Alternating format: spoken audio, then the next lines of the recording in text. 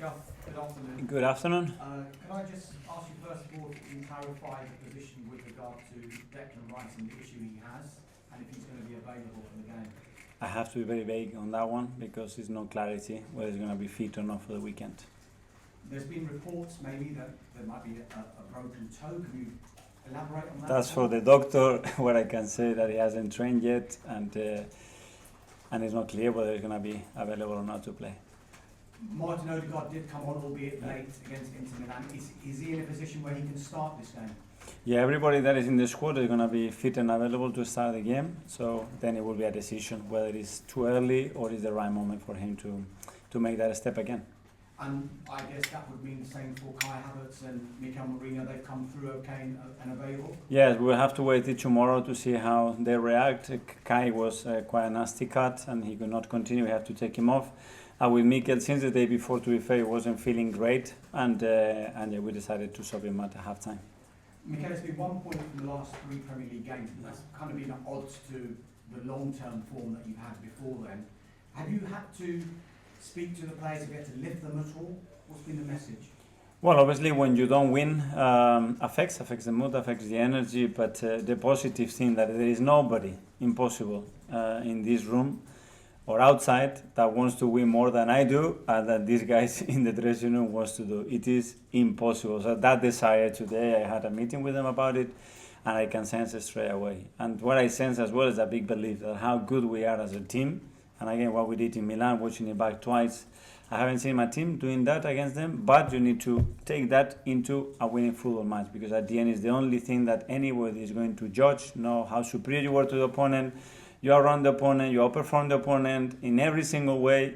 It's about, did you score a goal? You didn't. We have a problem. And the problem has to be resolved by scoring more goals than the opponent. That's it.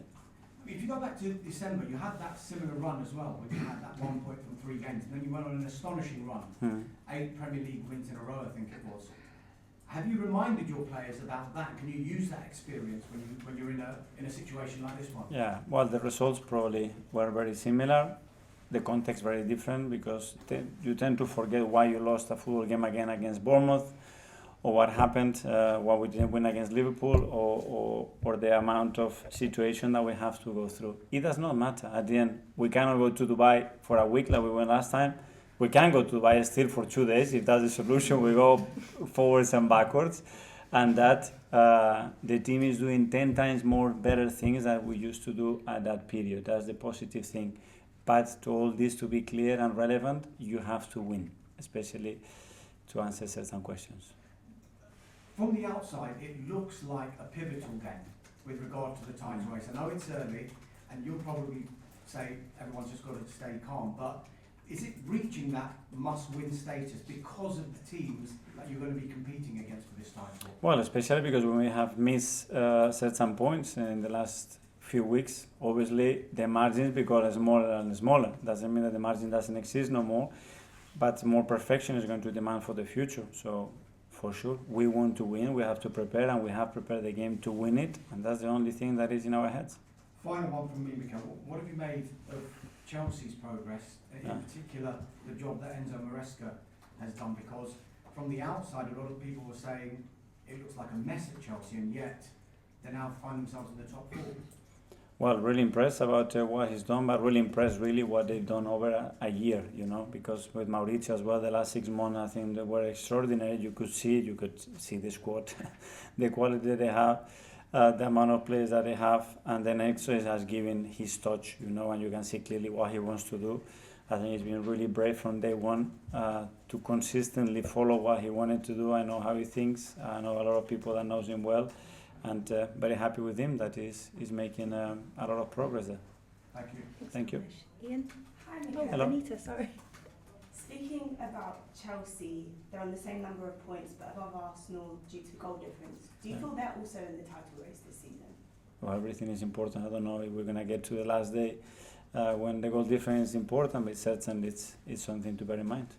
And how do you neutralise a player like Cole Palmer, who's had the most number of goal involvement so far this season, 7 goals and 5 assists? Well, that's a question that probably all the managers in the league had in the last year or so, and he's still managed to to impact games in the right way. Obviously, we would have a plan not only for goal, but as well to minimize all the qualities that threats that they have, and try to exploit their weaknesses like any other team.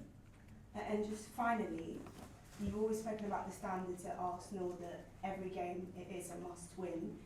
If you come out with less than a win on a Sunday, does it almost feel like the title race is out of your I hands? don't think about that. Thank you, best of luck. Thank you. Thanks. Ian? Hi Mikel, how are you? I'm good, thank you. You've just said there, nobody wants to win in or outside this building more than you. No, I promise you that. And nobody worked harder than me to achieve that, or these guys, yeah? Nobody. Talking maybe yes, but actually working and making sure that this is going to happen, nobody. I guarantee you that.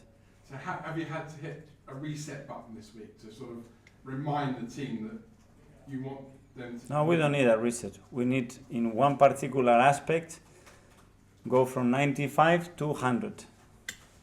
I'm not going to tell you what that is. Go on. Go on. No? Okay. Like Arsenal, lots of other teams have been inconsistent recently. Man City, apart from Liverpool, maybe the only team that haven't been. Why is that in the Premier League? I think everybody is being consistently struggling with the level that there is in this league and in general in Europe, playing every 3 days at the level. Because the temperature is going up another level, the level is going up another level. And to win, if not, I would put my fingers here that nobody's going to do 100 points this year. But it will require perfection to keep winning. And even the teams that are winning, the margins are being like this, or the moments in games they've been like this. So very tough, but this is the task. And do you think the margins between the teams that are, in inverted commas, the smaller clubs, the likes of Bournemouth, Brighton, Brentford, and the top teams are getting smaller by the season? I think so, yeah. You do. Last one, hopefully your injury problems are easing. They seem to be getting a little bit better. But have we reached, most clubs seem to have had injury problems this season. Have we reached the time when we should have bigger squads in the Premier League? Well, the actual regulation, I think, is very difficult. Would you like to see bigger squads? Well, if we play every 3 days with the amount of games that we have to play, it's going to be a necessity, that's for sure. Can you put a number on it? How many you'd like to have? Sorry? Can you put a number on it? How many? A number and the quality of that squad, that's going to be the key. It's not just about a number. You can have numbers from all kind of players. You can throw a lot of names there, but it's about the quality of that squad. Thanks. Thank you. Thank you. Mikel, can I just ask you, there's a lot of pressure on Martin to come in and fix the attack. Does there need to be an appreciation that you can't just wave a magic wand and make everything all right going forward for you? No, I think that's... Obviously, we are demanding that. That's not very realistic. It's about the collective. It's about taking ownership, every player, that what we have to do in attacking and doing it better and more consistently. But certainly having a player like Martin helps, because he's shown how important it's been for us in the last 3-4 years. When you were going through that difficult run around the turn of the year, I remember you spoke about showing players clips, looking at body language and reaction to missing chances. Is that something you see as a big part of the game, how the team reacts to when they're having these struggles? Well, there are various ways. I think the results in the last two, because let's leave Bournemouth away because that's at a very different context. To that, the problem is quite well identified and very resolvable. And just one last one on Martin. He wasn't named in the Norway squad, but there's been some sort of suggestion he could possibly, depending on how he goes the weekend, maybe join up with them for the break. Is that something that's still ongoing discussions with Norway? Let's see how it goes.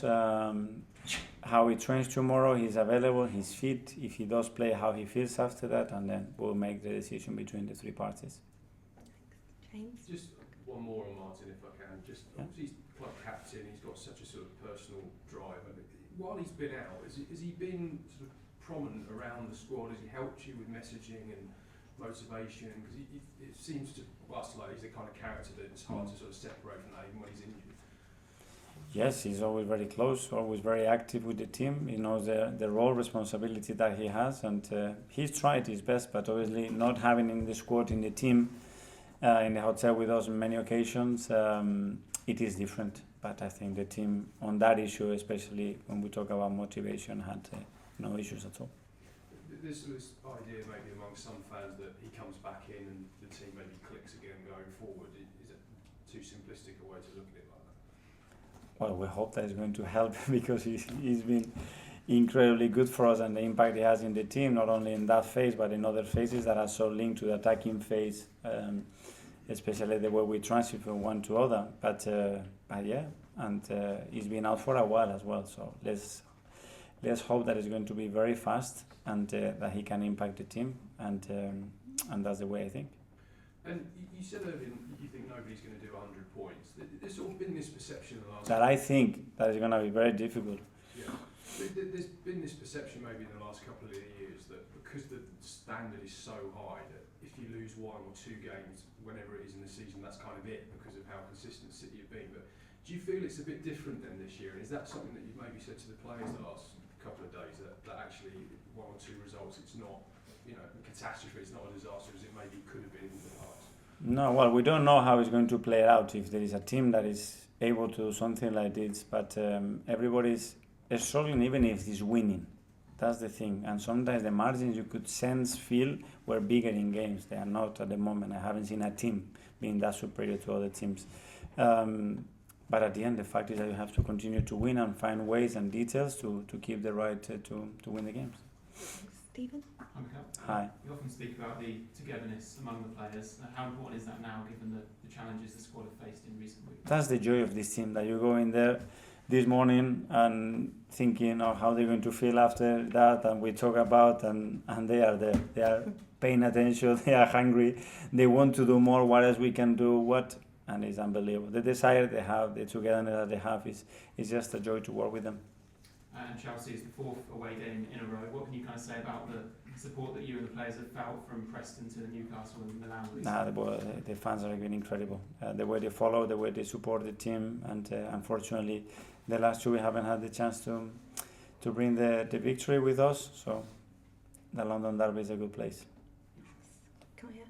Hi, Mikel. Hi. Away from home last season, your team had a really good record, but this season it's maybe not been the same. You've not scored in the Premier League away from home since Man City. You've had the second lowest number of shots of any team away from home in the league. Do you think that's down to a lack of creative spark, or do you think there's other things at play there? Well, there is another thing, that obviously the level of opposition that we have played, that's for sure, because nobody has played the away games that we have played this season, and certainly not in the condition of playing half of those games with 10 men. Nobody in the league. And to cope without Martin, you tweaked the midfield a bit, you changed the formation a little bit.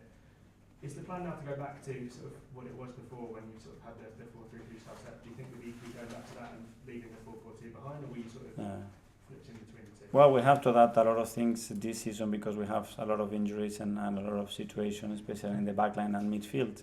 So that's something that the team is learning as well and adapting to it, and a lot of times it has worked really well, and in other times that something is missing because it's going to be different. But the team certainly has the capacity to do that. Thanks a lot. Hi, Mikel. Hi. Right at the start, you said there are 10 things the team are doing better this year than they were last year. I was just wondering, would you be willing to share any of those, or was that a no as well? Yeah, if I compare how we play against Porto, Bayern Munich, and how we played against Inter Milan away in Europe, there is no comparison whatsoever. But not in 10, probably in 20 aspects of the game, and having everything, all the post-match review after that, it is very clear. The thing is that you need a result there. At the end, the outcome was the same, but it should have been very different. But this is football. That's the beauty of it. That even you doing that, you scratch your head and they get very frustrated because how the hell we haven't won that game? Well, there are a few aspects to that. And can I just ask about a couple of subs you've made in recent games? You've brought on Ethan and Alex at the same time against Newcastle and against Inter. I was just wondering, how do they kind of change the dynamic together when they come on at the same time? Well, I think it was a bit different, the state of the 2 games. One, because we lost control and Newcastle, and there are certain spaces that I believe that those 2 players were ideal. We never got any momentum with it. With Inter, it was a bit different and a bit better. But yeah, we need to understand how we can change games. Cool. Last one in the live section from Molly. Mikel, para este partido que vas a tener contra Chelsea es muy diferente como están jugando debajo de Enzo Maresca. ¿Cómo te vas a preparar o te ha preparado a usted y al equipo para este partido que va a tener el domingo? Prácticamente lo que me puede decir. No, un rival que quiere ser muy dominante, que que está muy bien preparado, muy bien enseñado, que tiene los conceptos y las intenciones muy claras, sobre todo lo que quiere hacer con balón y en el momento que pierden la pelota y nada. Y luego nosotros a lo nuestro, a prepararnos como hacemos siempre, fijándonos mucho más en nosotros que en el rival, que creo que es una característica que es muy importante de cómo vamos a cada partido. Ah, perfecto. Y para los tácticos, ¿has hecho unas cosas diferentes cuando estaba entrenando con el equipo o no me puedes decir nada de eso ahora? Perdona. Cuando estaba entrenando con el equipo esta semana, ¿has hecho cosas diferentes? Es que esta semana no hemos entrenado, jugábamos en Milán, no hemos tenido tiempo para entrenar. Esta mañana hemos entrenado un poco, pero solo con 4 o 5 jugadores que no jugaron en Milán. Pues solo es lo que ha hecho en Milán y ahora... Y mañana tendremos tiempo para entrenar un poco, Vale, sí. perfecto, muchas gracias. A ti.